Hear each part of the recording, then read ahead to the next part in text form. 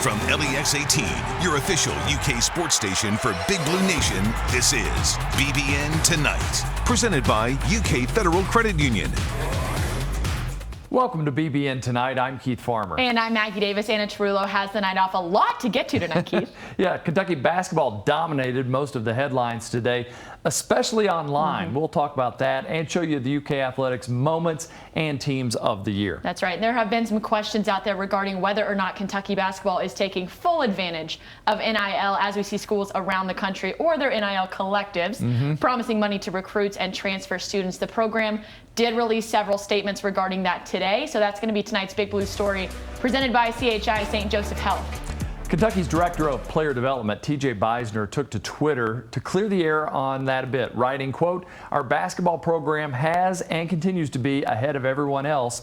I know I have these conversations with recruits in other schools. We just don't flaunt it on social media. Cal hired me, a non-coach, to his coaching staff for this very reason, and we have done better than everyone. We will not guarantee money as an inducement to anyone, ever. Period," end quote. He followed that up with a statement from Coach Calipari saying, "I've pushed for NIL for 10 years publicly and no one is more supportive, which is why our players are making more money than anyone the right way. NIL won't hurt us and hasn't for any kid that we've really wanted. If the NCAA or the federal government make changes, we'll adapt and continue to lead." So here's a look at what the state NIL law has to say on the matter. Quote, "A person or entity shall not give or promise compensation for the use of name, image, or likeness of a current or prospective student athlete to recruit or induce the athlete to enroll at a Kentucky institution." So the law seems pretty cut and dry there, Keith. The Cats or anyone else for that matter can't promise NIL money to recruits for them to come here. But it doesn't seem like that's stopping schools or athletes around the country right now. Remember, this is an environment where we saw a player from Miami demand more money to stay there or he transfer elsewhere. That does make it seem a little bit like the Wild Wild West, but I do believe it's important to distinguish NIL from pay for play. Those are not the same thing. Oscar selling National Player of the Year sweatshirts is totally different than guaranteeing money to a recruit in the transfer portal, but it is hard when you see other schools blurring that line. How do you think Calipari's navigating all this? I think he's doing real well at it. I think he, by far, and maybe that's why there are so many question marks, is trying to do it the right way. He's trying to make sure we're not promising these kids anything. And, you know, maybe if there were a couple more recruits, maybe people are just seeing the couple of recruits they have so far. They're still trying to work out some people in the portal, and we'll see if that happens. Well, and it's so early in this NIL era. We don't know how things are going to change in the next couple of weeks, much less in the decades to come. I mean, things are not going backwards at this point, so things are going to keep changing. And they're obviously a bit busy, but the federal government needs to get involved and come up with clear-cut, guidelines for this. Yep, exactly. All right, bit of a conflict of interest in the NBA last night. Tyrese Maxey versus Bam Adebayo and Tyler Hero. If you're a neutral NBA fan but a diehard Kentucky fan, that might be tough. Struggle. Ultimately, the Heat came out on top, 106-92 over the 76ers to take game one. Bam and Hero were the Heat's two leading scorers.